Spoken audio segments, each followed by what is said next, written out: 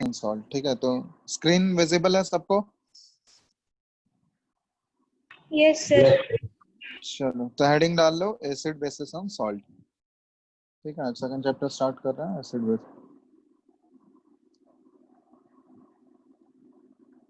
Acids bases and salts. ठीक है, अब देखो ये चैप्टर तुम लोग पहले भी पढ़े होगे, क्लास 7-8 में पढ़े होगे ना? याद है कुछ? एक में पढ़ा था, एक में पढ़ा था। हाँ ठीक है, तो ये actually acid base and salt, उस समय तुम लोग बस डेफिनेशन ये सब पढ़े होगे और कैसे इन लोग को आइडेंटिफाई करना है। ठीक है, इस चैप्टर में मेनली इन तीनों के बारे में डिटेल में पढ़ना है। ठीक है, एसिड का प्रॉपर्टीज कैसा होता है, ठीक है, कंपोजिशन क्या क्या होता है, केमिकल प्रॉपर्टीज, फिजिकल प्रॉपर्टीज, फिर केमिकल रिएक्शंस कैसे कैसे करते हैं, एसिड कैसे बेस के साथ कैसे रिएक्ट करेगा, या मेटल के साथ रिएक्शन कैसा होगा, या फिर मेटालिक सॉल्ट्स के साथ, वेरियस मेटालिक सॉल्ट्स के साथ रिएक्शन कैसा होगा। तो डिटेल्ड स्टडी करना है हमको एसिड के प्रॉपर्टीज के बारे में, बिहेवियर के बारे में। ठीक है, और वो बिहेवियर फिजिकल और केमिकल दोनों होगा। उसी तरह बेस के बारे में भी हमको सेपरेटली पढ़ना है, और तीसरा पर सॉल्ट्स के आवाज बारे अच्छे में। से नहीं आ रही आपकी। अभी आ रहा है? हेलो हेलो सर, आपकी हाँ, आवाज अच्छे से नहीं आ रही है। आ रहा है सर। आवाज कट। नहीं सर, अभी भी नहीं आ रही अच्छे से।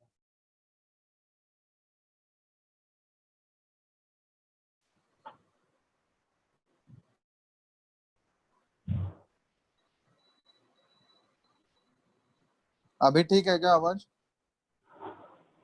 हाँ सर, आवाज आ रहा है। अभी आ रहा है? सबको चेक कर लो एक बार, हाँ सर, आ रहा है। सबको आ रहा है? हाँ सर। चलो ठीक है, सब लोग आ गया ना जिसको आना था? चलो अब यहाँ पे हम लोग स्टार्ट कर रहे हैं, बस चैप्टर को स्टार्ट कर रहे हैं। मेनली इन तीनों के बारे में हमको डिटेल में पढ़ना है, इन तीनों के फिजिकल प्रॉपर्टीज और इन सब के केमिकल प्रॉपर्टीज। ठीक है, तो सबसे पहले हम एसिड और बेसिस के बारे में डिटेल में करेंगे, उसके बाद सॉल्ट लास्ट में पढ़ेंगे। पहले एसिड बेस पे कंपैरिजन कर लेंगे, उसके बाद हम लोग सॉल्ट पढ़ेंगे। तो एक्चुअली यहाँ पे देखो, एसिड बेस को सबसे पहले तो डिफाइन कैसे करते हैं हम लोग। एसिड बेस का डेफिनेशन पता है तुम लोगों को? एसिड एंड बेसिस डिफाइन कैसे किया जाता है? डेफिनेशन पढ़े हो? हेलो, किसी को कोई आइडिया है एसिड और बेस को कैसे डिफाइन करते हैं हम लोग? Sir, the atoms which creates H plus ions. Atoms which contain H plus. चलो Yes. तुम लोग 7-8 में जो पढ़े होगे उसमें ये पढ़े होगे कि एसिड जो ये टेस्ट के बेसिस पे हम लोग क्लासिफाई करते हैं ना, कि एसिड जो होगा वैसा सब्सटेंस होगा, उसको टेस्ट करके देखेंगे हम लोग, तो वो कैसा होगा, सावर टेस्ट का होता है। और बेस जो होगा वो कैसा होगा, बीटर टेस्ट का होता है। पढ़े होगे ना? Yes, sir. हेलो, हाँ, तो एक्चुअली वो अगर फूड आइटम्स में एसिड प्रेजेंट होगा ना, क्योंकि हम लोग पढ़े हैं कि एसिड और बेस जो होता है वेरियस फूड आइटम्स में प्रेजेंट, तो उसको टेस्ट किया जाता है। लेकिन अगर तुमको बोला जाए केमिकल्स, अगर केमिकल फॉर्म में होगा कोई भी एसिड और बेस, तो उसको हम लोग टेस्ट करके पता कर सकते हैं क्या? कोई भी केमिकल को टेस्ट करके आइडेंटिफाई करेंगे क्या? बताओ। Hello, Sir.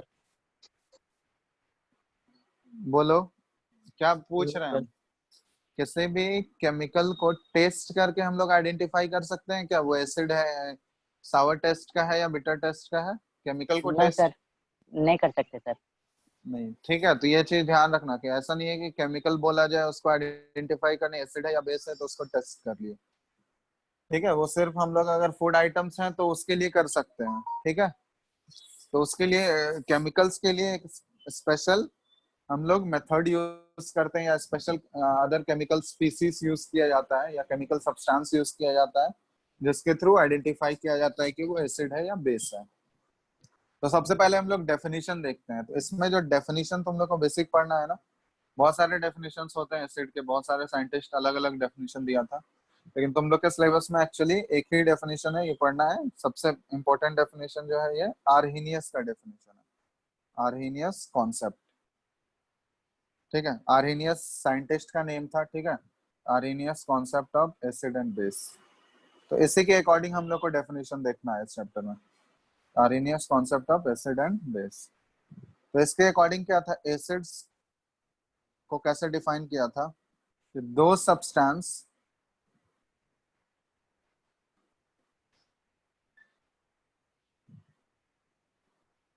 which gives those substance which gives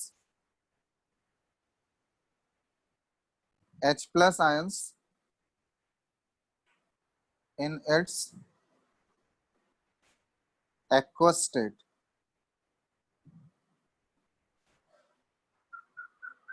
are called acids। ये बात समझ में आया? हेलो, ये आर्हीनियस sir. आर्हीनियस का डेफिनेशन था एसिड का। लिखते जाना साथ में कि एसिड वैसा सब्सटेंस है जिसका, उस सब्सटेंस का अगर हम लोग एक्वस सॉल्यूशन बनाए, एक्वस सॉल्यूशन बता चुके हैं तुम लोगों को, what do mean by aqueous solution? Dissolved in water. हाँ, वाटर के साथ जब उसका सॉल्यूशन बनाएंगे तो उस सॉल्यूशन में क्या मिलना चाहिए हमको, कौन सा आयन मिलना चाहिए? H प्लस आयन मिलना चाहिए। ठीक है, तो H प्लस आयन अगर उसमें प्रेजेंट होगा तो उस सब्सटेंस को हम लोग बोलेंगे एसिड। जैसे HCl है, ये होता है हाइड्रोक्लोरिक एसिड। इसका जब एक्वस सॉल्यूशन बनाओगे वाटर के साथ तो यहाँ पे क्या मिलता है, ये H प्लस एक्वस मिलेगा, ये एक्वस स्टेट में, और Cl माइनस एक्वस मिलता है। ठीक है, ये H प्लस मिल रहा है इसलिए इसको एसिड बोलते हैं। जैसे H2SO4 है, H2SO4 का जब हम लोग एक्वस सॉल्यूशन बनाएंगे तो ये क्या बनेगा, 2H प्लस और प्लस SO4 2 माइनस। ठीक है, ये हो गया H2SO4। अब इसी तरह एक होता है HNO3, ये है नाइट्रिक एसिड। इसका जब एक्वस सॉल्यूशन बनाओगे ये भी क्या देगा, क्या मिलेगा बताओ, H प्लस मिलेगा या नहीं मिलेगा? यहाँ पे H प्लस एक्वस और फिर यहाँ पे नाइट्रेट आयन मिलेगा हमको, NO। सर इवॉल्व नहीं करेगा गैस, मतलब डिजॉल्व रहेगा पानी में, मतलब लिक्विड हाँ फॉर्म। हाँ, ये पानी में लिक्विड फॉर्म में रहेंगे, गैस का इवोल्यूशन नहीं होता है। ठीक है, ये अच्छा पानी में ही डिजोल्व रहेंगे और उसी फॉर्म में H प्लस मिलेगा। तो इसको हम लोग बोलते हैं एसिड्स। समझ में आया? ये यस आर्हीनियस के सर। अकॉर्डिंग एसिड का डेफिनेशन क्या है, वैसा सब्सटेंस जिसका एक्वस सॉल्यूशन बनाओगे तो क्या मिलना चाहिए हमको, H प्लस आयंस मिलना चाहिए। ठीक है, बहुत जगह देखोगे ये H प्लस आयंस या फिर H3O प्लस लिखा हुआ रहता है। ठीक है, उसको हाइड्रो, तो यही चीज है कि H प्लस जो है ना, ये H प्लस जो यहाँ पे मिला हमको, ये एक्सेस ऑफ वाटर के साथ कंबाइन करके, क्योंकि पानी तो वहाँ बहुत सारा प्रेजेंट होगा, पानी के मॉलिक्यूल, एक्सेस ऑफ वाटर के साथ कंबाइन करके ये H3O प्लस बना लेता है। ठीक है, तो बहुत जगह बुक में देखोगे H3O प्लस भी लिखा हुआ रहता है, तो उससे कंफ्यूज मत होना, दोनों सेम चीज है, या तो H प्लस लिखो या H3O प्लस। ये H3O प्लस को बोलते हैं हम लोग हाइड्रोनियम आयंस। क्या बोलते हैं? Hydronium ions. ठीक है, तो दोनों करेक्ट है। यही H प्लस जो है एक्सेस ऑफ वाटर के साथ कंबाइन करके ये हाइड्रोनियम आयन बना लेता है। ठीक है, तो दोनों के टर्म में हम लोग डिफाइन कर सकते हैं इसको। बात समझ में आ गया? Yes sir. तो ये एसिड का डेफिनेशन है, लिख लियो ना। Yes sir. चलो, Yes, sir. अब इसी तरह बेस का भी डेफिनेशन ये आया था, बेसिस। तो बेसिस को क्या कैसे डिफाइन किया गया था, दो substances which gives OH minus ion. OH minus ion को हम लोग बोलते हैं hydroxide ion. OH minus ion कौन सा आयन है? हाइड्रोक्साइड आयन है, हाइड्रोक्साइड आयंस है। तो दो substances which give OH minus ions in their aqueous state are called bases। ठीक है, यहाँ पे इन देयर लिख लेना यूनिट्स, क्योंकि एक से ज्यादा के लिए रिप्रेजेंट कर रहे हैं ना। इन देयर एक्वस स्टेट्स, ठीक है। उसी तरह यहाँ पे इन देयर एक्वस स्टेट्स, ठीक है। तो बेस वैसा सब्सटेंस होगा जो कि एक्वस सॉल्यूशन बनाओगे तो क्या मिलना चाहिए हमको, OH माइनस आयंस मिलना चाहिए। तो जैसे एग्जांपल ले लेते हैं, जैसे NaOH है, इसका एक्वस सॉल्यूशन बनाओगे वाटर के साथ, ये क्या मिलेगा हमको, Na प्लस एक्वस और OH minus hydroxide ion aqueous, ठीक है। इसी तरह KOH है, इसका भी एक्वस सॉल्यूशन बनाओ, ये भी क्या बनाएगा, K प्लस एक्वस और प्लस OH माइनस, ठीक है।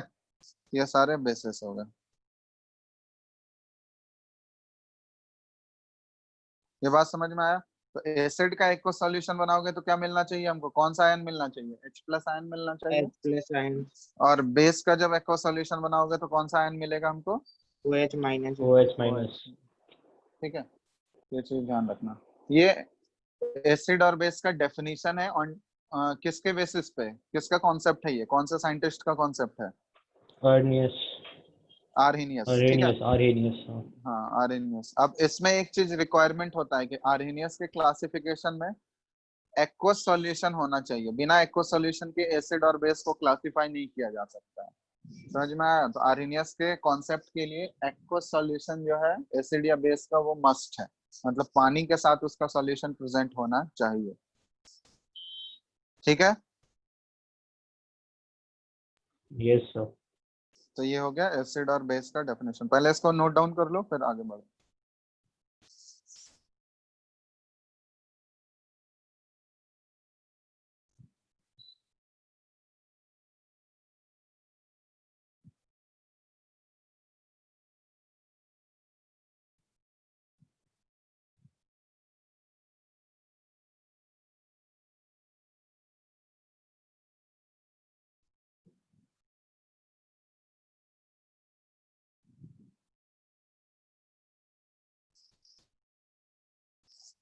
हो गया, हेलो, यस सर। चलो। अब हम लोग आगे बढ़ते हैं इसमें, इस टॉपिक में क्लासिफिकेशन करते हैं। एसिड और बेस का डेफिनेशन तो देख लिया हम लोग, अब क्लासिफाई करते हैं। सबसे पहले हम लोग क्लासिफिकेशन ऑफ एसिड्स देखते हैं, उसके बाद बेस में जाएंगे। तो क्लासिफिकेशन ऑफ एसिड्स, ठीक है। हेडिंग डालो क्लासिफिकेशन ऑफ एसिड। एसिड को हम लोग कैसे क्लासिफाई करेंगे,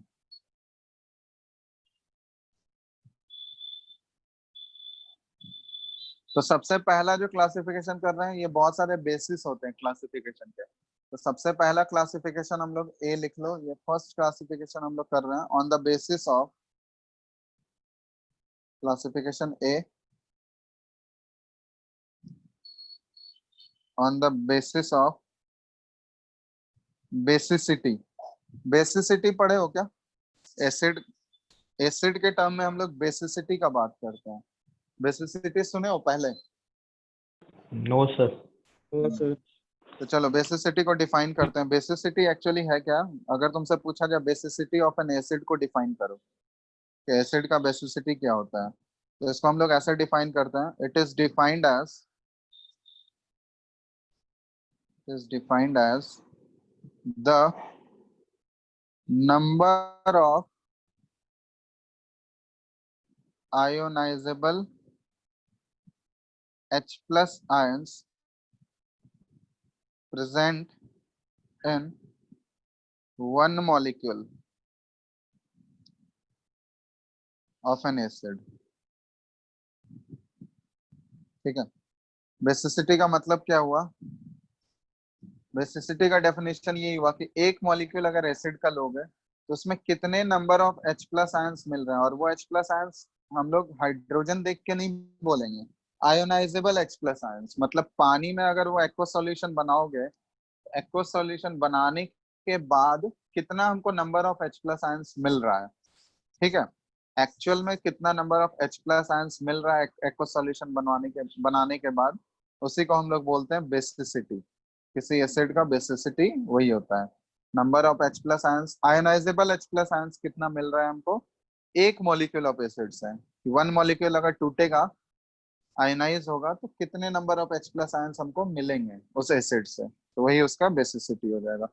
बात समझ में आया? नहीं सर, Yes, एक बार sir. रिपीट करिए ना, नहीं समझ में आया अच्छे से। डेफिनेशन पढ़ो, अपने आप समझ में आ जाएगा। जैसे मान लो कोई भी एसिड है, उस हाँ एसिड का 1 मॉलिक्यूल हमको लेना है।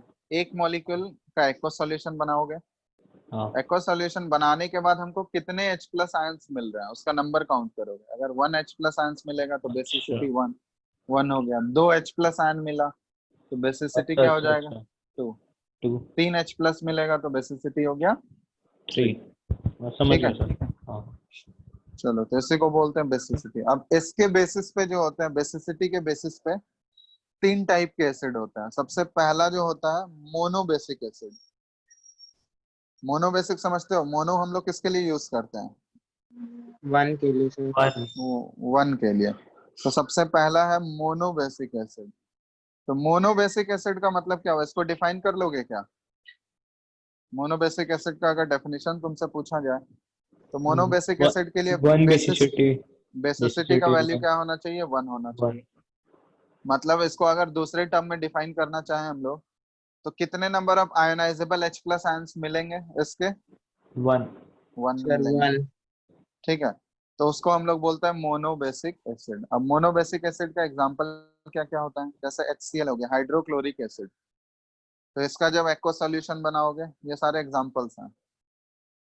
ठीक है, तो इसमें हमको एक H प्लस मिलेगा, एक H प्लस एक्वस मिलेगा। तो ये हो गया मोनोबेसिक एसिड। हम लोग सिर्फ H प्लस के टर्म में बात कर रहे हैं।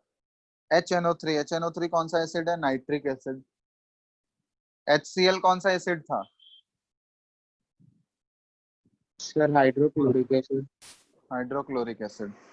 ठीक है, तो इससे भी हमको H प्लस एक मिलेगा, नाइट्रिक एसिड। ये भी मोनोबेसिक एसिड हो गया। जैसे CH3COOH। ठीक है, ये कौन सा एसिड है पता है? Acetic acid. Acetic acid. ठीक है, तो एसिटिक एसिड है, तो इसका भी एक्वा सॉल्यूशन बनाओगे तो ये एक ही H प्लस आयन मिलेगा हमको। और दूसरा यहाँ पे आयन, दूसरा एनायन भी लिख देते हैं इसका। यहाँ से H प्लस और Cl माइनस मिलेगा, इसमें NO3 माइनस मिलेगा, और यहाँ पे CH3COO माइनस, ये एसिटेट आयन मिलता है। तो यहाँ पे देख रहे हो इन सभी एसिड में कितने H प्लस आयन मिल रहे हैं हमको आयनाइज होके? एक। एक। तो इस टाइप के एसिड को बोलते हैं, इसका बेसिसिटी 1 है और मोनो बेसिक एसिड का एग्जांपल है।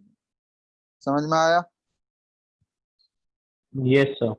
चलो, इसी तरह दूसरा होता है क्लासिफिकेशन इसी में, डाई बेसिक एसिड। ये नाम से ही पता चल रहा होगा, डाई बेसिक एसिड मतलब Sir, बेसिसिटी बेसिसिटी कितना हो जाएगा? 2। 2। ठीक है, अब इसमें देखो एग्जांपल। पहला एग्जांपल है H2SO4। ये कौन सा एसिड है? Sulphuric acid. Sulphuric acid. ठीक है, सल्फ्यूरिक एसिड। तो इसका अगर देखोगे, एक्वा सॉल्यूशन बनाए प्लस H2O। ठीक है, तो इसमें कितने H प्लस मिलेंगे? 2 H प्लस आयन 2। मिलते हैं, और एक sulphate ion SO4 2 minus.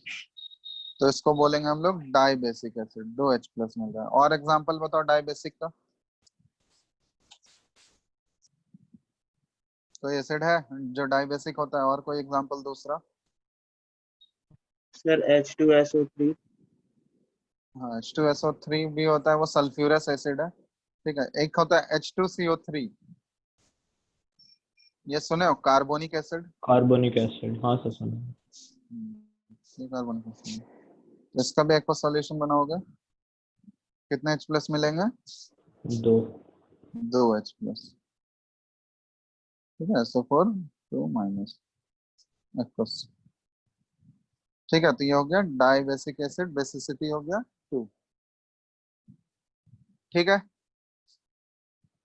Third क्या होता है? इससे में तीसरा टाइप आ जाएगा ट्राई बेसिक एसिड। इसमें क्या आ जाएगा? सर बेसिसिटी 3 होगा। Basicity equal to 3। एग्जाम्पल बताओ।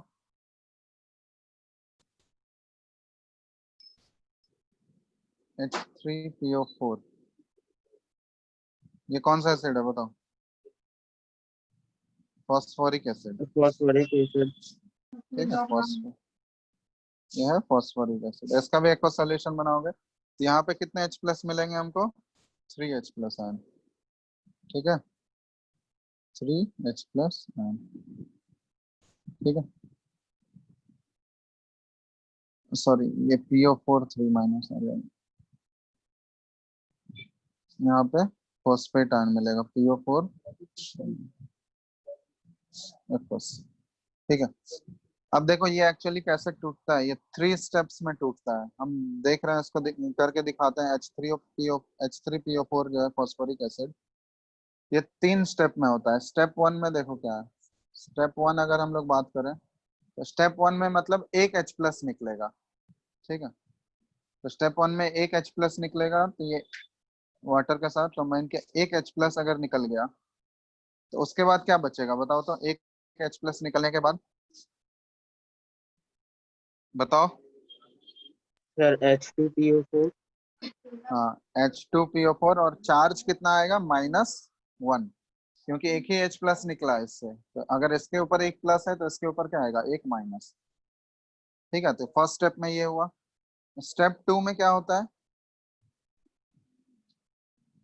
ये H2PO4 जो है -1, ये फर्दर जो है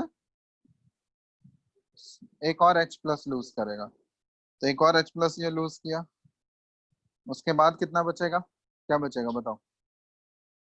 सर HPO4। HPO4 और चार्ज कितना बचेगा? सर +1। +1।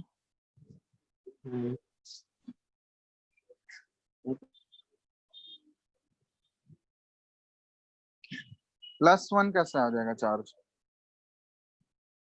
प्लस तो H प्लस पे आया ना। क्या आएगा चार्ज बताओ? हेलो, बताओ कोई भी।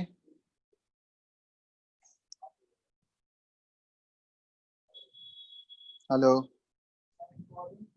Yes sir. चार्ज क्या आएगा बताओ? नहीं पता। किसी को भी नहीं पता है।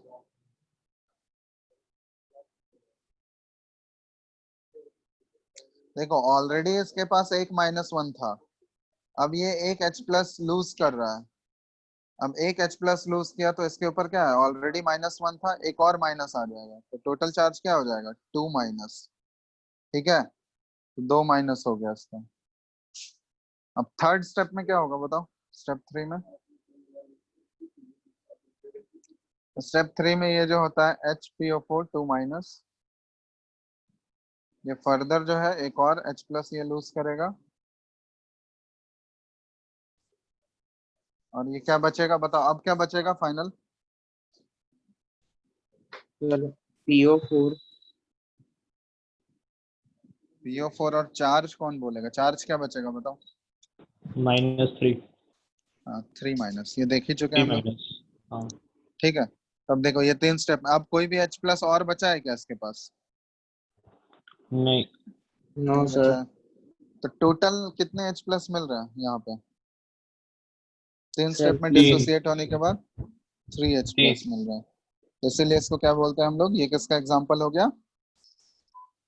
Try basic try acid. Basic. Try basic acid. तो बेसिसिटी के बेसिस पे 3 आ गए। ठीक है, ये ध्यान रखना, 3 टाइप्स के acid, monobasic, dibasic और ट्राई बेसिक।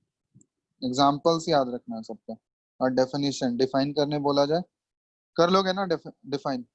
Yes sir. चलो तो इसको लिख लो पहले तीनों को।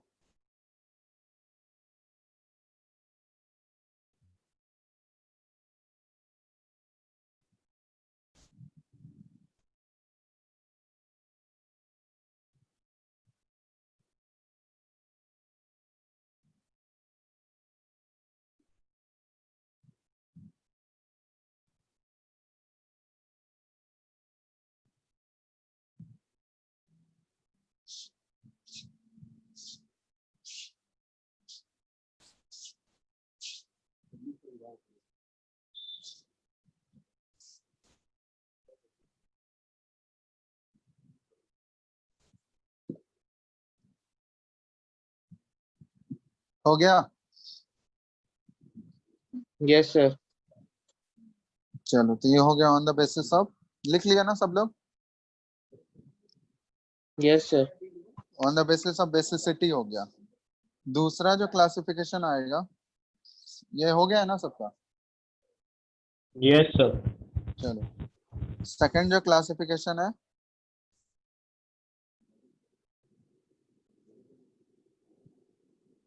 On the basis of origin. ठीक है, ओरिजिन के बेसिस पे दो टाइप्स के बनेंगे इसमें। पहला होता है इनऑर्गेनिक एसिड,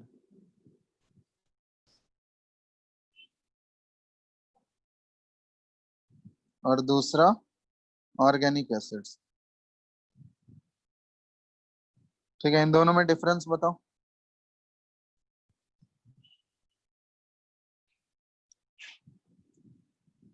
ये नेम से ही पता चल रहा होगा, इनऑर्गेनिक और ऑर्गेनिक एसिड्स, इसमें बताओ डिफरेंस क्या है।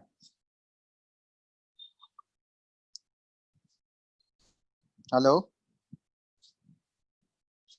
Yes, sir. बताओ डिफरेंस, बताओ कोई। ऑर्गेनिक एसिड मतलब जो प्लांट और एनिमल से ऑब्टेन हो रहा है, ठीक है, जो नेचर से ऑब्टेन होगा, ऑब्टेन्ड फ्रॉम नेचर, उसको हम लोग ऑर्गेनिक एसिड्स बोलेंगे। ऑब्टेन्ड फ्रॉम नेचर, नेचर मतलब प्लांट्स और एनिमल से ऑब्टेन होगा। और इनऑर्गेनिक एसिड मतलब क्या हुआ, जो लैब में ऑब्टेन होगा, लेबोरेटरी केमिकल रिएक्शंस के थ्रू हम लोग ऑब्टेन करते हैं। ठीक है, तो इसको हम लोग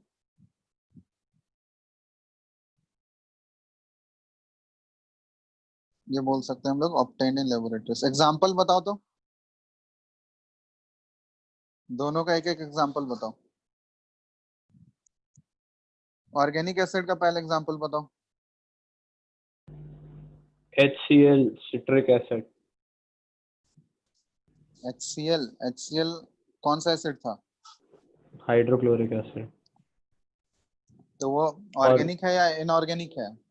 ऑर्गेनिक में भी आ सकता है ना, मतलब हमारे मतलब पेट में रहता है। नहीं नहीं, एक्चुअली वो पेट इनऑर्गेनिक। में, हाँ, इनऑर्गेनिक एसिड्स में वो कंसिडर, ये सारा अच्छा जो तो है, फिर हाँ सर, फिर वो क्या बोलते हैं, एसिटिक एसिड और वो हाँ, acetic acetic acid, acetic acid और सिट्रिक एसिड। साइट्रिक एसिड, बहुत सारे एसिड्स होते हैं। चलो पहले ऑर्गेनिक का देख लेते हैं हम लोग। एसिटिक एसिड एक बताए थे, ठीक है, एसिटिक एसिड मतलब CH3COH। एक और एसिड होता है फॉर्मिक एसिड। फॉर्मिक एसिड पढ़े हो? जो एंट, ये सुने हो? यस। एंड एसिटिक एसिड किस में पाया जाता है? विनेगर में। हाँ। ठीक है, विनेगर में ये मेन कंस्टिट्यूएंट होता है एसिटिक एसिड। फॉर्मिक एसिड जो होता है, इसका फॉर्मूला होता है HCOH। ये एंट के स्टिंग में पाया जाता है। एंट जो स्टिंग करता है उसमें फॉर्मिक एसिड मिलता है। ठीक है, और एसिटिक एसिड तुमको विनेगर में मिलेगा। और भी बहुत सारे एसिड्स हैं, जैसे साइट्रिक एसिड होता है। साइट्रिक एसिड कहाँ मिलता है बताओ? साइट्रस फ्रूट्स के अंदर होता है ना। Mm, लेमन हो गया, ऑरेंज हो गया, ये सारे साइट्रस फ्रूट्स में पाया जाता है। और कौन कौन सा एसिड है बोलो? और lactic acid. Malic acid.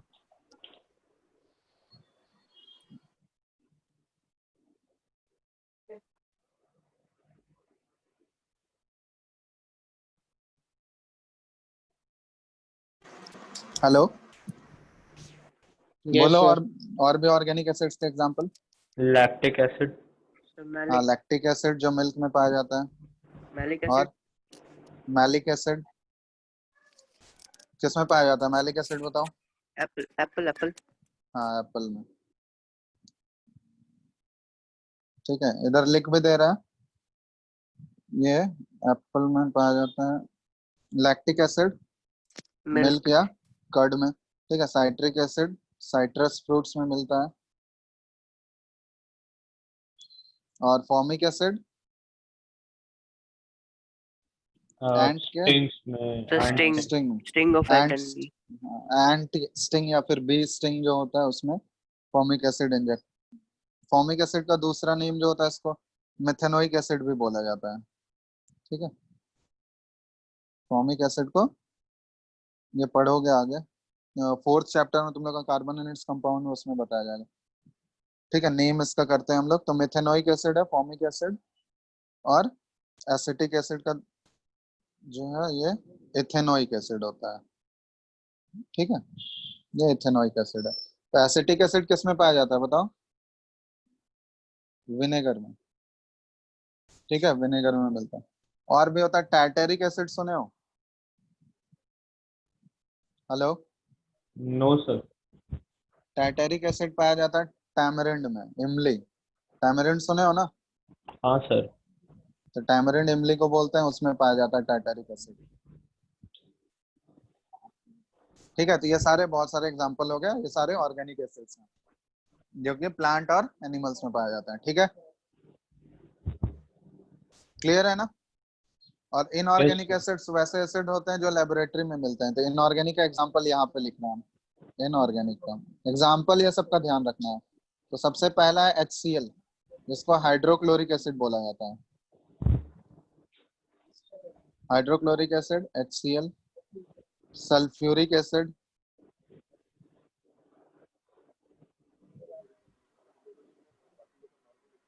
HNO3, sorry, sulphuric acid का formula H2SO4। Nitric acid HNO3। ठीक है, जैसे अभी एक और देखे थे फॉस्फोरिक एसिड। फॉस्फोरिक एसिड में क्या था बताओ? फॉर्मूला क्या था? Hello, H3PO4। हाँ PO4। चलो, तो ये सारे कॉमन जो है इनऑर्गेनिक एसिड्स हैं। और इधर तो इसको नोट करो जल्दी से। और ये याद रखना है तुम लोग को कौन से कंपाउंड में पाया जाता है, क्योंकि ये पूछा जाता है क्वेश्चन। ठीक है ना? Lactic acid, malic acid, tartaric acid, citric acid, ये सब पूछा जाएगा, तो इसलिए ये याद रखना। तो लिख लो, इसको नोट कर लो, फिर आगे बढ़ते हैं। ये सेकंड क्लासिफिकेशन है on the basis of origin. अगर वो प्लांट और एनिमल से पाया जाएगा तो वो ऑर्गेनिक एसिड होगा, लैब में ऑब्टेन किया जाएगा तो वो इनऑर्गेनिक एसिड होगा। ठीक है,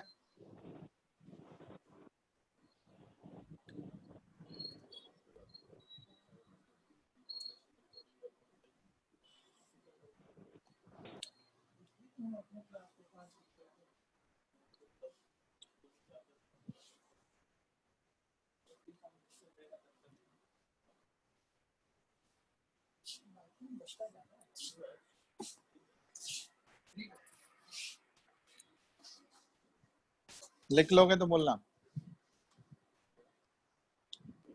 लिख लिए सर। हो गया सबका? हाँ सर।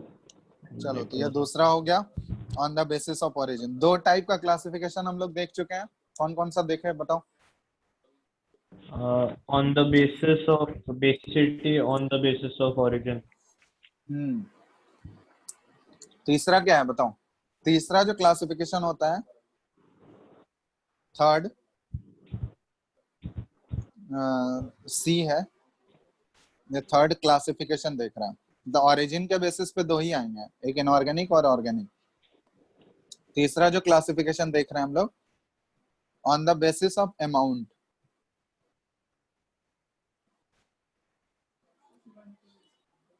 Amount of acid. ठीक है, amount of acid in aqua solution. ठीक है, एक्वा सॉल्यूशन में एसिड का अमाउंट कितना है। तो इसके बेसिस पे दो टाइप्स होता है। एक होता है कॉन्सेंट्रेटेड एसिड, ये सुने हो ना? Yes sir. और दूसरा होता है डाइल्यूट एसिड, ये तो जानते ही होंगे। कॉन्सेंट्रेटेड और यस, डाइल्यूट, क्या डिफरेंस है बताओ? कॉन्सेंट्रेटेड एसिड किसको बोलेंगे? जिसमें एसिड का कॉन्सेंट्रेशन ज्यादा हो। एसिड का कंसंट्रेशन जो है पानी के तो फिर कंसंट्रेशन से क्या होगा? ज्यादा ज्यादा होगा। बहुत ही ज्यादा होगा। ठीक है, मतलब कंसंट्रेशन या अमाउंट ऑफ एसिड जो है वाटर के कंपैरिजन में बहुत लार्ज है, तो उसको हम लोग कॉन्सेंट्रेटेड एसिड बोलेंगे। और डाइल्यूट एसिड का मतलब क्या हुआ कि एसिड का अमाउंट जो होगा बहुत ही कम अमाउंट में प्रेजेंट होगा, और वाटर जो होगा सॉल्वेंट या एक्वस सॉल्यूशन जो बना रहे हैं, सॉल्वेंट बहुत ज्यादा अमाउंट में प्रेजेंट होगा, तो उसको डाइल्यूट एसिड बोलेंगे। डिफरेंस क्लियर है दोनों के बीच में? कॉन्सेंट्रेटेड एसिड को हम लोग CONC कॉन्क से रिप्रेजेंट करते हैं। देखोगे बहुत जगह ऐसे लिखा हुआ है कॉन्क H2SO4। तो कॉन्क H2SO4 का मतलब क्या हुआ? ये क्या है? Concentrated H2SO4। Concentrated acid. और डाइल्यूट को रिप्रेजेंट किया जाता है DIL से, DIL डॉट। तो डाइल्यूट H2SO4 मतलब इसमें एसिड का कंसंट्रेशन बहुत ही कम है, वाटर का कंसंट्रेशन बहुत ज्यादा है। तो ये रिप्रेजेंटेशन हुआ कॉन्क और डाइल्यूट का। अब इसमें देखो ये प्रोसेस पढ़े होंगे, कंसंट्रेटेड एसिड को हम लोग डाइल्यूट कैसे करते हैं, डाइल्यूशन प्रोसेस कैसे किया जाता है। दो हम लोग के पास पॉसिबिलिटी है। डाइल्यूशन प्रोसेस किसको बोलते हैं? Process of converting, process of, देखो एक्चुअली जो हम लोग लैब में यूज करते हैं वो कौन सा एसिड यूज करते हैं हम लोग? जो केमिकल Dilute। रिएक्शंस में हम लोग डाइल्यूट एसिड यूज करेंगे, क्योंकि कॉन्सेंट्रेटेड एसिड जो होता है वो बहुत ही ज्यादा हार्मफुल होता है। ठीक है, यस सर। पॉइजनस भी है और हार्मफुल भी है। तो process of converting concentrated acid into dilute, इसी प्रोसेस को हम लोग बोलते हैं डाइल्यूशन। अब डाइल्यूट करने का दो प्रोसेस है, या तो हम लोग पानी में एसिड मिलाएं या एसिड में पानी मिलाएं। समझ में आ रहा है डिफरेंस? कि एसिड पहले से प्रेजेंट है कंटेनर में या बीकर में, ठीक है। दो प्रोसेस है, जैसे मान लो इसमें यहाँ पे, चलो दो लिख रहे हैं यहाँ पे, ध्यान से देखना। इसमें देखो एसिड प्रेजेंट है नीचे पहले से, और इसमें वाटर प्रेजेंट है, ठीक है। इसमें हम लोग ऊपर से क्या ऐड कर रहे हैं? वाटर ऐड कर रहे हैं फर्स्ट वाले केस में, और सेकंड वाले केस में हम लोग ऊपर से क्या ऐड कर रहे हैं? एसिड ऐड कर रहे हैं, एसिड। ठीक है। ये प्रोसेस 1 है, प्रोसेस 2 है। डाइल्यूशन के लिए कौन सा प्रोसेस फॉलो होगा बताओ? सर सर दूसरा वाला। दूसरा वाला। हमेशा हाँ। ध्यान रखना कि हमेशा हम लोग पानी में एसिड मिलाते हैं, एसिड में कभी भी पानी मत मिला देना, हाँ। ठीक है। ये वाला प्रोसेस कभी भी फॉलो नहीं होता है डाइल्यूशन में, ये प्रोसेस फॉलो होता है। तो ऑलवेज इसलिए ये ध्यान रखना, नोट करके ये रिमेम्बर रखना है, हमेशा यही करना है। Always add acid in water for dilution. ऐसा क्यों किया जाता है, रीजन बता सकते हो? हाँ सर। सर वो पानी के साथ मतलब ज्यादा विगरस से रिएक्ट कर सकता है और फिर मतलब हाँ चलो यहाँ पे रिएक्शन हो रीजन, जाता है। तो और ग्लास रॉड के साथ स्टेयर करके डालते हैं जनरली, हाँ ऐसे भी नहीं डालते। धीरे धीरे स्टीयर करते जाना है, ऐसे नहीं कि अचानक से इसमें हाँ। ऐड कर दिया एसिड। वो बहुत ही कम अमाउंट में, एक 1-2 ड्रॉप्स करके डालते जाना है, और ग्लास रॉड के साथ धीरे धीरे उसको स्टीयर करते रहना है, हाँ। ठीक है। तो ये एक्चुअली रीजन क्या होता है कि डाइल्यूशन प्रोसेस जो होता है, डाइल्यूशन ऑफ एसिड, ये प्रोसेस जो होता है हाईली एक्सोथर्मिक होता है। Dilution of acid is a highly exothermic reaction. Exothermic reaction बता चुके हैं ना इससे पहले वाले चैप्टर में। Yes sir. Yes, क्या sir. होता है बताओ? सर हीट किसको बोलते देता हैं? है, Reduces heat. हीट देता है। ठीक है, बहुत ही ज्यादा हाईली एक्सोथर्मिक रिएक्शन है। मतलब अगर डाइल्यूशन करेंगे किसी भी एसिड का, तो बहुत ही लार्ज अमाउंट में वहां पे क्या होगा? एनर्जी रिलीज होगा। अगर लार्ज अमाउंट में एनर्जी रिलीज हो रहा है, ठीक है, तो अगर पहला वाला केस हम लोग अगर हम देखेंगे, ठीक है, तो फर्स्ट वाले केस में क्या पॉसिबिलिटी है बताओ तो? क्यों पहला वाला स्टेप हम लोग फॉलो नहीं करते हैं, सेकंड वाला स्टेप ही फॉलो करते हैं? पहले वाला स्टेप करेंगे तो क्या होगा बताओ? बताओ। सर देखो यहाँ पे ये देखना, ये जो है अगर हम लोग डाइल्यूशन कर रहे हैं तो ये एसिड जो हम लोग एसिड जो प्रेजेंट होगा वो कौन सा एसिड प्रेजेंट होगा? कॉन्सेंट्रेटेड होगा, कॉन्सेंट्रेटेड। ठीक है। उसी में हम लोग वाटर ऐड कर रहे हैं या फिर उसको डाइल्यूट कर रहे हैं हम लोग। तब देखो कॉन्सेंट्रेटेड एसिड है और वाटर है, किसका डेंसिटी किसका ज्यादा होगा बताओ तो? किसका डेंसिटी ज्यादा होता है, कॉन्सेंट्रेटेड एसिड का या वाटर का? किसका डेंसिटी ज्यादा होगा? पानी का। कॉन्सेंट्रेटेड एसिड का डेंसिटी क्या होगा? ऑब्वियसली डेंसिटी समझते हो ना? हाँ सर। तो कॉन्सेंट्रेटेड एसिड का डेंसिटी क्या होगा, ऑब्वियसली वाटर से बहुत ही ज्यादा होगा। ठीक है, ये बहुत ही डेंस फॉर्म में, कॉन्सेंट्रेटेड फॉर्म में है, तो इसका डेंसिटी क्या होगा, वाटर के रेस्पेक्ट में बहुत ही ज्यादा होता है। तो जैसे मान लो हम लोग वाटर ऐड कर रहे हैं ऊपर से, तो ऑब्वियसली जो हाइयर डेंसिटी का सब्सटेंस होता है, जिसका डेंसिटी ज्यादा होता है, तो वो हमेशा क्या होगा, नीचे जाके सेटल होगा, है ना। हेलो।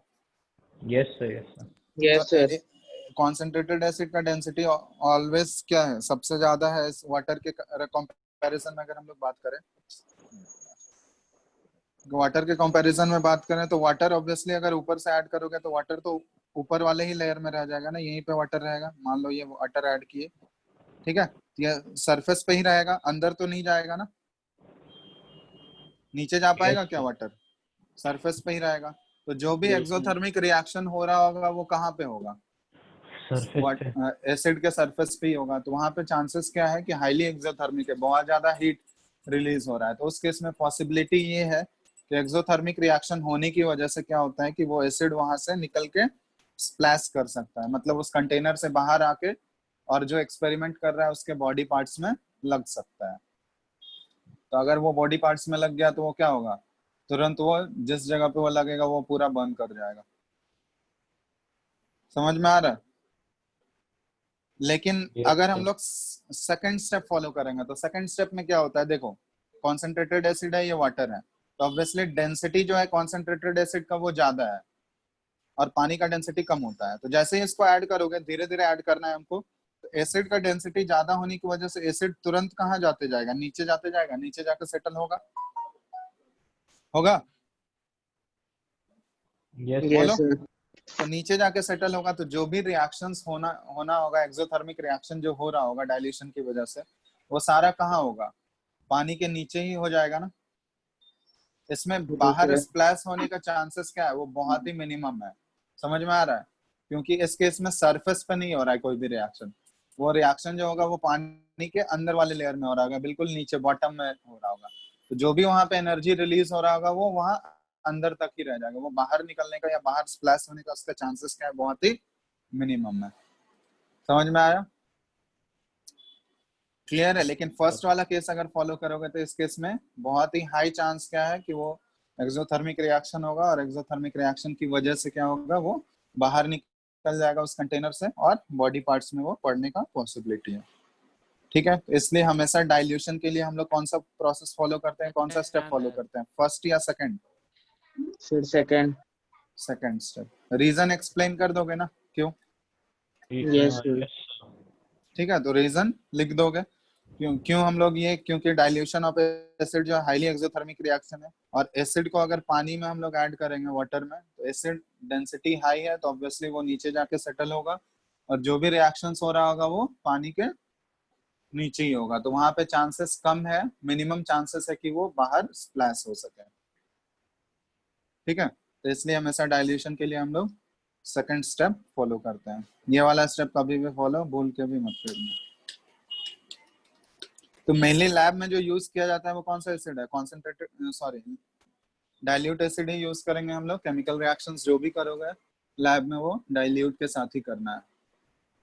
ठीक है, और यहाँ पे ध्यान रखना, कांस्टेंट स्टीयरिंग करने का जरूरत पड़ता है, ये एसिड अचानक से ऐड नहीं कर देना, अचानक से ऐड कर दोगे तो फिर वही वाला केस हो जाएगा। हमेशा drop by drop acid add करना है, और कॉन्स्टेंटली स्टीयर करते रहना है धीरे धीरे। ठीक है, ताकि वो आसानी से मिक्स हो जाए, अच्छे से मिक्स हो जाए, एक साथ हमको ऐड नहीं करना है विद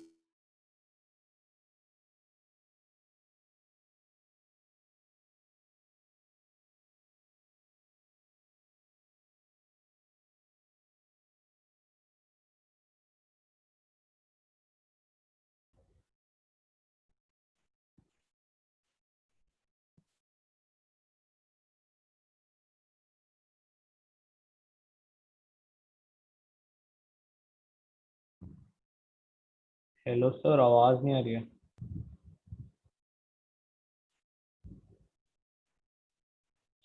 हेलो सर। सर आपका आवाज नहीं आ रहा। आवाज नहीं आ रहा।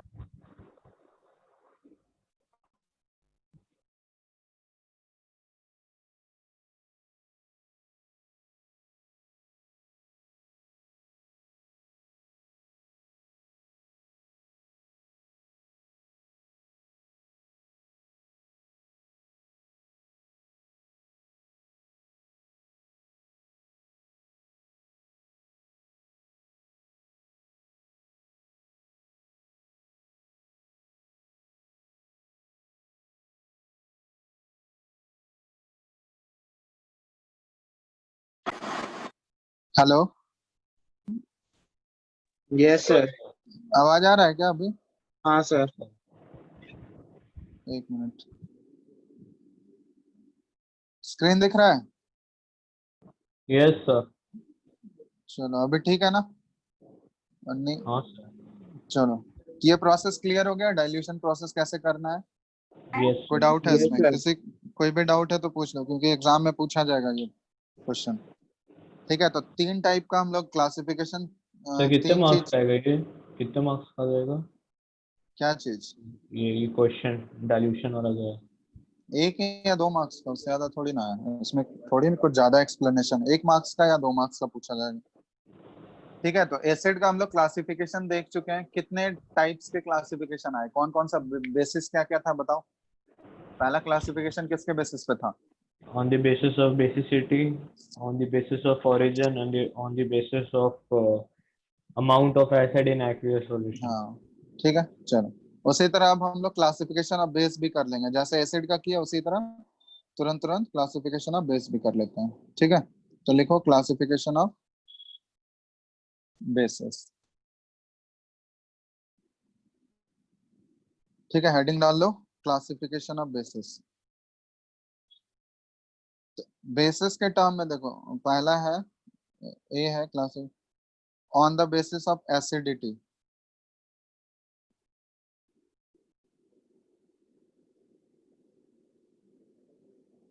ठीक है, on the basis of acidity. Acidity क्या होता है बेस का?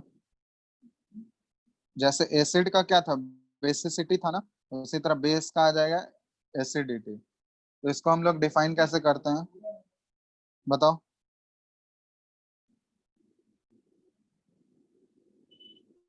The number of, Amount OH minus plus हाँ, the number of ionizable OH minus. वहां OH पे H minus प्लस के टर्म में हम लोग बात किए थे, यहाँ पे number of OH minus. Ionizable वही सेम है, बस OH H प्लस किससे रिप्लेस हो जाएगा? OH minus. तो number of ionizable OH minus ions present in the aqueous solution of one molecule। ठीक है, present OH minus ions present in aqueous solution of one molecule of a base। इसको हम लोग क्या बोलते हैं? एसिडिटी बोलते हैं। ठीक है, डेफिनेशन क्लियर है सबको? एसिड के टर्म में हम लोग किसको डिफाइन किए थे? बेसिसिटी को डिफाइन किए थे। और बेस के टर्म में किसको डिफाइन कर रहा है? Hello, Yes sir. बेस के टर्म में किसको डिफाइन कर रहे हैं हम लोग? बेस के टर्म में किसको डिफाइन कर रहे हैं? एसिडिटी। अच्छा हाँ। ठीक है, ये बात हाँ। समझ में आ गया ना? एसिडिटी का डेफिनेशन लिख लो, नंबर ऑफ आयन लिख लियो इसको। Yes sir. Yes, sir. तो पहला on the basis of acidity है, तो एसिडिटी के बेसिस पे सबसे पहला जो आता है मोनो एसिडिक बेस। ठीक है, मोनो एसिडिक बेस मतलब क्या हुआ? मोनो एसिडिक बेस किसको बोलोगे बताओ तो? 1 OH minus. हाँ, तो इसके लिए क्या बोलेंगे? एसिडिटी कितना होना चाहिए? 1. 1 होना चाहिए, इसको मोनो एसिडिक बोल देंगे। एग्जाम्पल बताओ मोनो एसिडिक बेस का। एग्जाम्पल जैसे NaOH था, तो NaOH का अगर हम लोग एक्वस सॉल्यूशन बना, NaOH का नाम क्या होगा?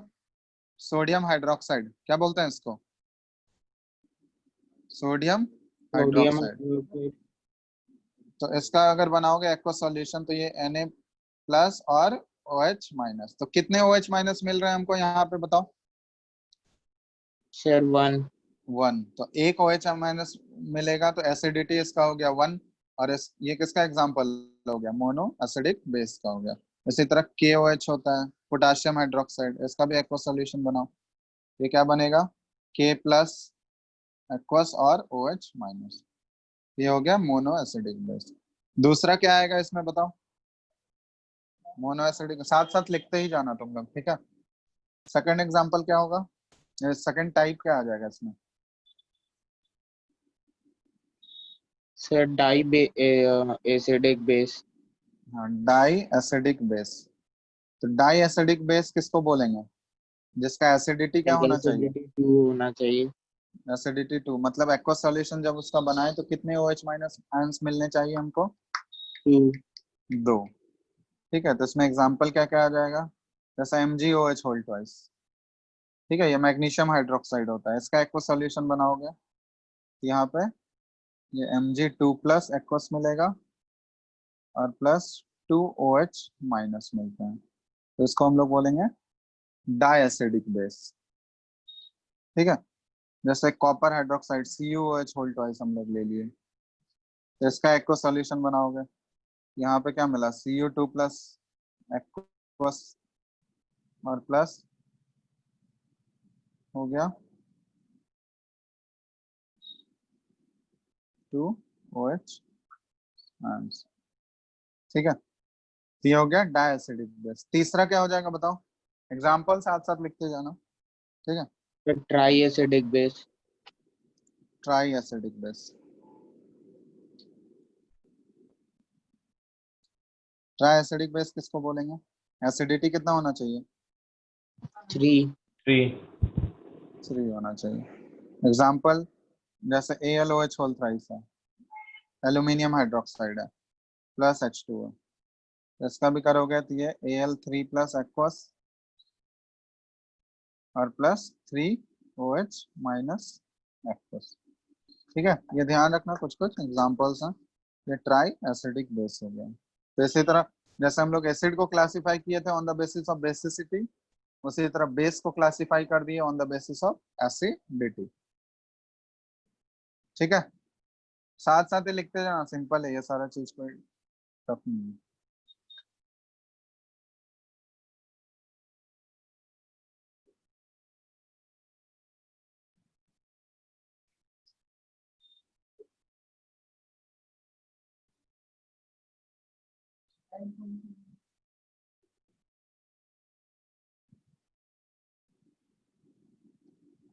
लिख लिए हो? नहीं सर लिख रहा हूँ। चलो लिखो सर।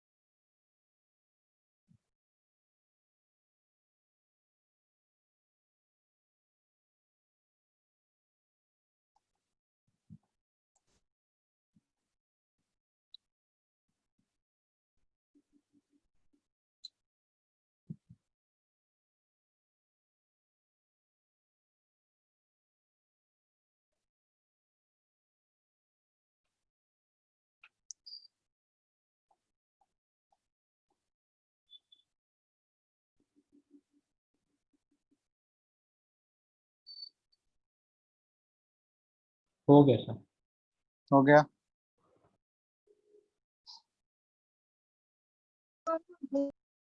यस सर हो गया। सबका हो गया? Yes, sir. Yes sir. चलो, तो ऑन द बेसिस ऑफ ये हो गया, on the basis of acidity हम लोग देख। उसी तरह सेकंड हम लोग देख रहे हैं ऑन द बेसिस ऑफ क्या? On the basis of amount. ठीक है, on the basis of amount of base. ठीक है, तो बेस इसमें भी यही चीज आएगा, कॉन्सेंट्रेटेड बेस पहला है और दूसरा क्या आएगा? Dilute base. कॉन्सेंट्रेटेड बेस और डाइल्यूट बेस। ठीक है, तो इसमें कॉन्सेंट्रेटेड बेस और डाइल्यूट बेस, इसमें भी डाइल्यूशन हम लोग उसी प्रोसेस से करते हैं, जिस तरह एसिड का डाइल्यूशन होता है ना, उसी तरह बेस का भी डाइल्यूशन करना है। इसमें एक और चीज होता है, एक और क्लासिफिकेशन छूट गया, ऑन द बेसिस ऑफ, यहाँ पे लिख रहे हैं on the basis of degree of ionisation. ठीक है, ये बहुत इंपॉर्टेंट है। डिग्री ऑफ आयोनाइजेशन मतलब वो कितना आयोनाइज हो रहा है, उसके बेसिस पे कितने टाइप्स के बेस होंगे। एसिड में भी ये बता देंगे, पहले इसका देख लो। ठीक है, तो अमाउंट के टर्म में दो टाइप का आ जाएगा, कॉन्सेंट्रेटेड और डाइल्यूट। अब ये इंपॉर्टेंट है, on the basis of degree of ionisation, इसके बेसिस पे कितने बेस आएंगे। तो इसमें दो टाइप में क्लासिफाई करते हैं, एक होता है स्ट्रॉन्ग बेस और दूसरा होता है वीक बेस। स्ट्रॉन्ग बेसिस और दूसरा वीक बेस।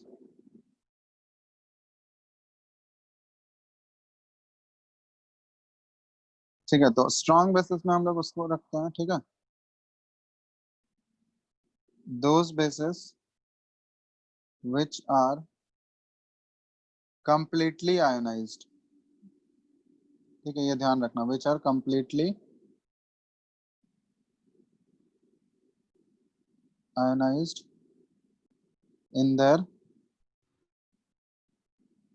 aqueous solution। ठीक है, जो पूरा पूरा आयनाइज हो जाएगा एक्वा सॉल्यूशन में, या फिर इसको 100% आयनाइजेशन भी बोलते हैं। 100% अगर आयनाइजेशन हो गया उस सब्सटेंस का, तो उसको हम लोग किस में क्या बोलेंगे, 100% समझ रहे हो ना। तो जितना भी अमाउंट उसका प्रेजेंट होगा वो पूरा पूरा अपने आयंस में ब्रेक हो गया, अपने आयंस में वो टूट गया। ठीक है, तो उसको हम लोग बोलते हैं कंप्लीट आयनाइजेशन या फिर 100% आयनाइजेशन। तो उस टाइप के सब्सटेंस को हम लोग क्या बोलेंगे, या उस टाइप के बेसिस को क्या बोलेंगे, स्ट्रॉन्ग बेस। ठीक है, और वीक बेस किसको बोलेंगे बताओ, वीक बेस किसको बोलेंगे बोलो। सर जिसमें 100% आयोनाइजेशन नहीं है। हाँ, जो कंप्लीटली आयोनाइज हो रहा है वो तो स्ट्रॉन्ग बेस हो गया, और जो पार्शियली आयोनाइज हो रहा है मतलब कुछ परसेंटेज उसका आयोनाइज हो रहा है, ठीक है, 10% या 20% ही वो आयोनाइज हो रहा है, तो उस टाइप के बेसिस को हम लोग क्या बोलेंगे, वीक बेसिस। ठीक है, तो इसको डिफाइन ऐसे कर सकते हैं, those bases which are partially ionized। ठीक है, which are partially ionized in their aqueous solution। ठीक है, तो इस टाइप के बेसिस को हम लोग बोलेंगे वीक बेसिस। अब इसका एग्जांपल बहुत ही इंपॉर्टेंट है। ठीक है, एग्जांपल जैसे स्ट्रॉन्ग बेसिस में आ जाएगा जितने भी ये सारे हैं, अल्कली मेटल। अल्कली मेटल मतलब फर्स्ट ग्रुप, पीरियोडिक टेबल तुम लोग देखे हो, तो जो फर्स्ट ग्रुप वाले जो मेटल्स है, पहला वाला ग्रुप अगर देखोगे उसमें sodium, lithium, sodium, potassium, rubidium, caesium वाला, तो वो सारे जो होते हैं स्ट्रॉन्ग बेसिस में आते हैं। तो NaOH हो गया, KOH हो गया। ठीक है, और ये RbOH हो गया, रुबिडियम हो गया, फिर CSOH हो गया। ये सारे जो है स्ट्रॉन्ग बेसिस के एग्जांपल है। ठीक है, इनका अगर एक्वा सॉल्यूशन बनाओगे तो ये पूरा पूरा अपने आयंस में टूट जाता है, मतलब 100% आयनाइजेशन हो जाता है, तो उसको हम लोग स्ट्रॉन्ग बोलते हैं। वीक बेसिस मतलब कितना आयनाइजेशन होगा, पूरा पूरा आयनाइज होगा क्या, नो सर। तो पार्शियली आयनाइज होता है, वो बहुत ही कम परसेंटेज, मतलब वो परसेंटेज भी होता है तो वो परसेंटेज देखोगे 10% से जनरली नीचे ही रहता है। ठीक है, बाकी पूरा एज इट इज रह जाएगा, वो पूरा 10% होगा वो मॉलिक्यूल जो कि अपने आयंस में ब्रेक होगा। ठीक है, तो जैसे वीक बेसिस का एग्जांपल जैसे हो गया NH4OH। NH4OH मतलब अमोनियम हाइड्रोक्साइड। ठीक है, ये एक वीक बेस हो गया। MgOH whole twice, magnesium hydroxide, ये भी वीक बेस का एग्जांपल हो गया। ठीक है, जैसे AlOH होल थ्राइस, ये भी एक वीक बेस हो गया। तो ये सारे क्या आ गए, वीक बेस, मतलब पार्शियल आयोनाइजेशन होता है इनका, तो इन सभी को हम लोग वीक बेस की कैटेगरी में रखते हैं। और स्ट्रॉन्ग बेस मतलब जो 100% आयोनाइज हो गया। तो इसीलिए बोलते हैं, ये ध्यान रखना, on the basis of degree of ionisation, वो कितना आयोनाइज हो रहा है उसके बेसिस पे हम लोग उसको डिसाइड करते हैं या क्लासिफाई करते हैं। इसी तरह इस चीज को हम लोग एसिड के लिए भी अप्लाई कर सकते हैं। ये एसिड में छूट गया था, लिख लिया उसको क्या, यस सर। हो गया ऑन द बेसिस ऑफ ये लास्ट वाला पॉइंट। नहीं सर, पूरा नहीं लिखे हैं सर। चलो लिखो जल्दी।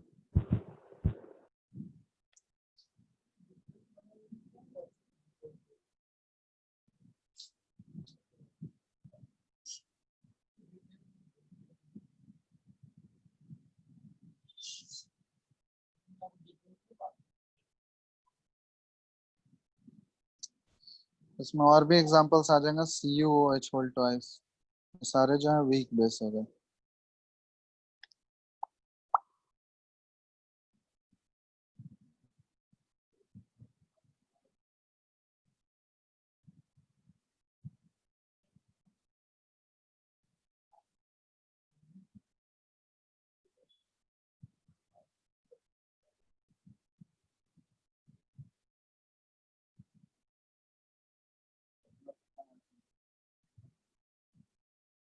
हो गया? हेलो? हाँ सर हो गया। चलो, अब यही सेम चीज हम लोग एसिड में भी कर लेते हैं। एसिड में एक छूट गया था ना, एसिड में ये वाला पार्ट नहीं बताया था, तो यहीं पे लिख लो डी क्लासिफिकेशन में। चलो यहीं पे ऐड कर लेना एसिड वाले में। ये हम लोग कर रहे हैं on the basis of degree of, on the basis of degree of ionisation. ठीक है, जैसे बेस सर में एक किया मिनट उसी ऊपर तरह। कीजिए ना, क्या बोल रहे हो? स्क्रीन ऊपर। ऊपर में क्या, ये तो पहले ही लिख चुके होंगे ना, ये सारा हो गया था ना। Yes sir. हाँ, तो यस इसमें सर। एसिड वाले में 3 क्लासिफिकेशन तो ऑलरेडी देख चुके थे, एक बच गया था। ठीक है, on the basis of degree of ionisation, तो उसमें भी देखो यही सेम वैसे ही होगा जैसे बेस में किया ना। तो इसमें भी एक आएगा स्ट्रॉन्ग एसिड और दूसरा आएगा क्या, वीक एसिड। स्ट्रॉन्ग एसिड किसको बोलेंगे हम लोग? स्ट्रॉन्ग एसिड किसको बोलेंगे, जल्दी जल्दी बताओ। हेलो? किसको बोलना है स्ट्रॉन्ग एसिड? डिफाइन कैसे करोगे अगर? 100%। जिसमें 100% आयनाइजेशन होता है। हाँ, अगर 100% आयनाइजेशन हो गया तो उसको हम लोग बोलेंगे स्ट्रॉन्ग एसिड। और जो पार्शियली आयनाइज होगा, पार्शियल आयनाइजेशन जिसका होगा, उसको क्या बोलते हैं हम लोग? Weak acid. इसमें Yes, yes. एग्जाम्पल बहुत मैटर करता है। ठीक है, स्ट्रॉन्ग। सर हाँ बोलो। कुछ नहीं सर, कुछ नहीं। हाँ, एग्जाम्पल इसमें ध्यान रखना। स्ट्रॉन्ग एसिड में कौन कौन सा एग्जाम्पल आ जाएगा? HCl, जितने भी इनऑर्गेनिक एसिड्स होते हैं मोस्टली वो स्ट्रॉन्ग आ जाएंगे। HCl, HNO3, H2SO4।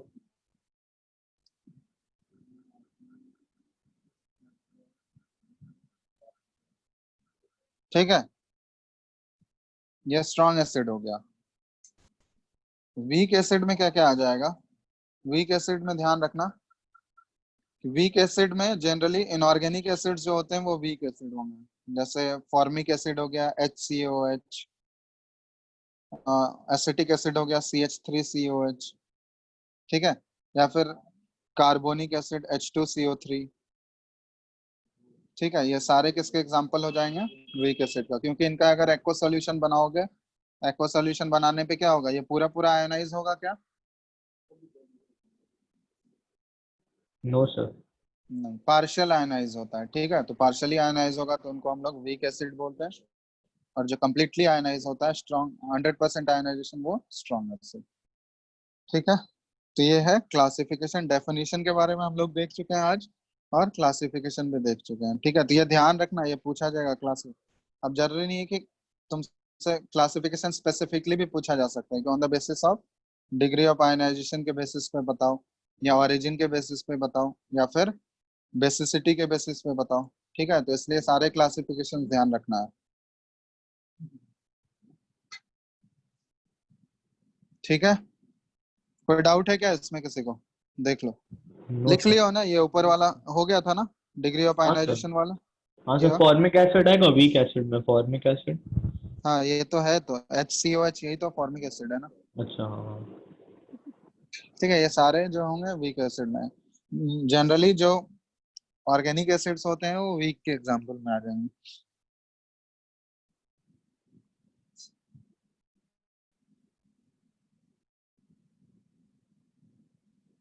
लिख लो इसको, हो गया क्या? Yes, sir. हाँ सर। चलो फिर, तो आज हम लोग क्लासिफिकेशन देख लिए एसिड और बेस का। ठीक है, और डेफिनेशन देख लिए। नेक्स्ट क्लास में हम लोग फिजिकल प्रॉपर्टीज और केमिकल प्रॉपर्टीज स्टडी करेंगे। ठीक है, तो एक बार एनसीईआरटी है ना सबके पास? Yes, sir. Yes sir. हाँ, तो एक बार एनसीईआरटी से प्रॉपर्टीज के बारे में पढ़ के रखना तुम लोग, फिजिकल प्रॉपर्टीज और केमिकल प्रॉपर्टीज के बारे में एक बार पढ़ के रखना, दोनों डिटेल में पढ़ना है, फिजिकल भी और केमिकल भी। एक बार इसको पढ़ के रखना, नेक्स्ट क्लास में डिस्कस कर लेंगे, ठीक है? Okay, sir. कोई डाउट है आज के क्लास में? No, sir. हो गया ना, लिख लियो सब लोग, इसको भेज देंगे भी नोट्स। हाँ वैसे? सर लिखते हैं। चलो फिर ठीक है, तो आगे नेक्स्ट क्लास में देखते हैं, ठीक है?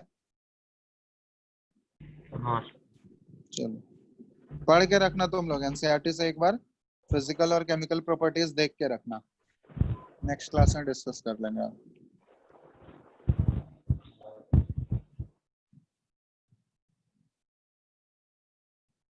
चलो एंड कर रहे हैं फिर, ठीक है?